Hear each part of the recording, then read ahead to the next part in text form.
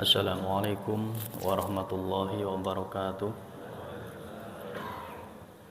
Bismillah, alhamdulillah, wassalatu wassalamu ala rasulillah Sayyidina wa maulana Muhammad bin Abdullah. Asyhadu an la ilaha illallah wahdahu la syarika lah, wa asyhadu anna Muhammadan abduhu wa rasuluh. Allahumma salli ala Sayyidina Muhammad wa ala ali Sayyidina Muhammad. Subhanaka la ilma lana illa ma 'allamtana innaka antal alimul hakim. Ma'asyiral muslimin, ikhwani rahimakumullah. Di dalam bulan suci Ramadan ada satu ibadah sunnah yang erat kaitannya dengan bulan Ramadan. Ibadah itu adalah salat tarawih. Dulu di zaman Rasulullah tidak disebut sholat tarawih. Penamaan sholat tarawih itu setelahnya masa Rasulullah Shallallahu Alaihi Wasallam. Kenapa disebut tarawih? Di situ karena banyak istirahatnya. 2 rakaat, salam, istirahat sejenak, sholat lagi, istirahat, sholat lagi, begitu. Sejarah sholat tarawih sesuai dengan hadis yang diriwayatkan oleh Sayyidah Aisyah, bahwasannya Rasulullah Shallallahu Alaihi Wasallam di malam bulan Ramadan beliau keluar ke masjid untuk sholat, kemudian diikuti para sahabat. Malam kedua Rasulullah keluar lagi untuk sholat, sahabat ngikut lagi di belakang Rasulullah. Kemudian malam ketiga, setelah ditunggu sekian lama Rasulullah nggak keluar, tunggu sampai subuh Rasulullah nggak keluar. Ternyata apa? Alasan Rasulullah tidak keluar di malam yang ketiga, khawatir, takut kalau sholat tarawih dianggap sebagai sholat yang wajib, padahal itu adalah sunnah. Kemudian di masa sahabat setelah peninggalnya Rasulullah Shallallahu Alaihi Wasallam, ini sahabat masih pada sholat di malam bulan Ramadan. Kemudian Sayyidina Umar melihat ini sholatnya kok nggak tertib, ada yang di pojokan 5 orang, ada yang sendirian. Sahabat Umar punya inisiatif untuk mengumpulkan seluruh jamaah dengan satu imam, sahabat Ubay bin Ka'ab yang hafal Quran. Kemudian semua sahabat sepakat untuk melakukan itu. Di malam yang lain sahabat Umar memantau melihat masih berjalan dengan baik. Kemudian sahabat Umar mengatakan, ni'matil bid'ah hadhihi. Ini adalah sebaik-baik bid'ah. Kenapa disebut bid'ah? Karena Rasulullah Shallallahu Alaihi Wasallam tidak melakukannya 1 bulan penuh di bulan suci Ramadan. Akan tetapi itu adalah hal yang baik. Ma'asyiral muslimin rahimakumullah. Kemudian sholat tarawih ini keutamaannya begitu luar biasa.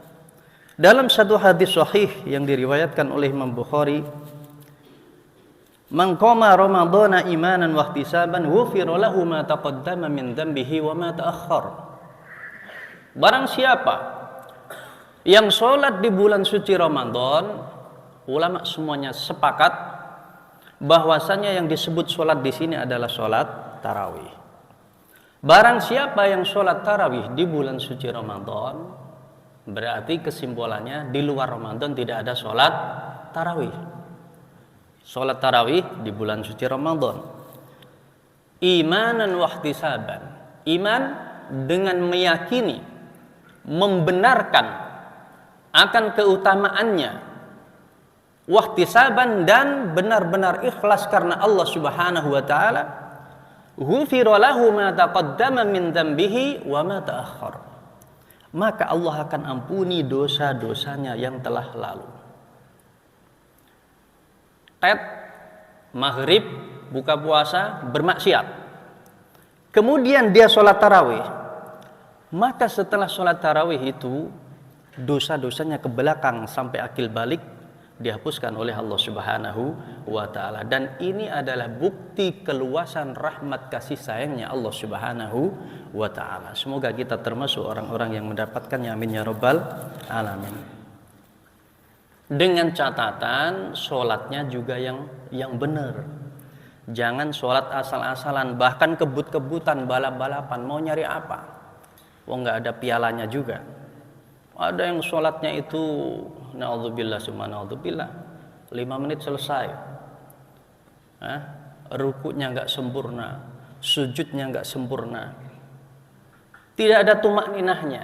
Dan ini yang dikatakan oleh Rasulullah Sallallahu Alaihi Wasallam, Innar rajul la yusalli sittina sanah wa ma tuqbalu lahu salatun. Sungguh ada seorang yang di situ sholat selama 60 tahun lamanya, akan tetapi tidak ada satupun sholatnya yang diterima oleh Allah Subhanahu wa taala. La'allahu yutimmur ruku' wa la yutimmus sujud. Bisa jadi dia itu menyempurnakan rukuknya. Rukuknya bagus, akan tetapi dia tidak menyempurnakan sujudnya. Wa yutimmus sujud wa la yutimmur ruku'. Atau sebaliknya, dia menyempurnakan sujudnya, akan tetapi dia tidak menyempurnakan rukuknya.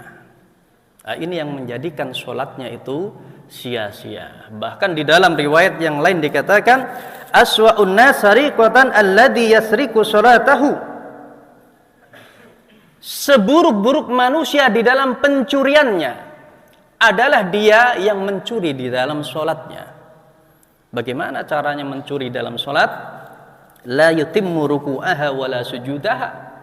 Tidak menyempurnakan rukuknya, tidak menyempurnakan sujudnya, itu adalah seburuk-buruk pencurian seseorang.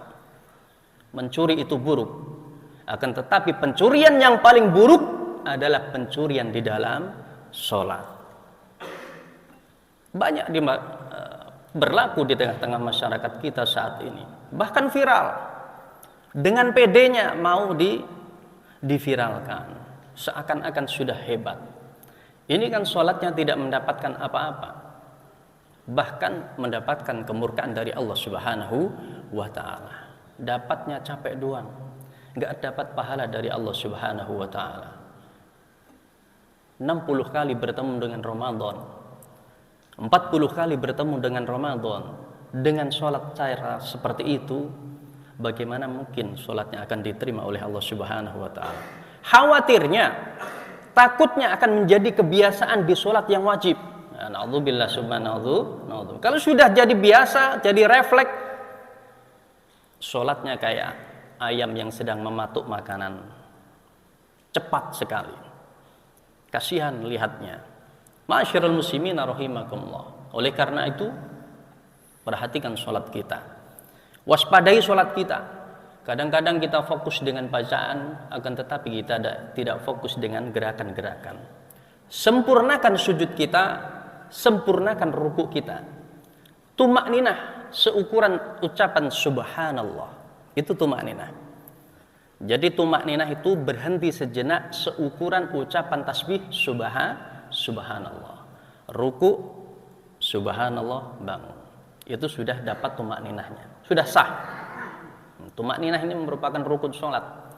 Kalau ditinggalkan, ya gimana? Sholatnya tidak sah, tidak diterima oleh Allah Subhanahu wa ta'ala. Sedangkan sholat itu adalah awwalu ma yuhasabu bihil abdu yaumal qiyamah. Pertama kali yang akan dihisab oleh Allah Subhanahu wa ta'ala adalah masalah sholat. Kalau sholatnya baik, insya Allah amal yang lain itu akan lolos, bisa ditutup dengan sholatnya. Kalau sholatnya sudah tidak beres, urusan sholatnya sudah tidak baik, amal yang lain pun tidak akan lolos. Semoga Allah Subhanahu wa ta'ala terima sholat kita, terima puasa kita, amin ya rabbal alamin. Dan Allah sempurnakan kekurangan dari ibadah kita, amin ya rabbal alamin. Demikian, mohon maaf. Wassalamualaikum warahmatullahi wabarakatuh.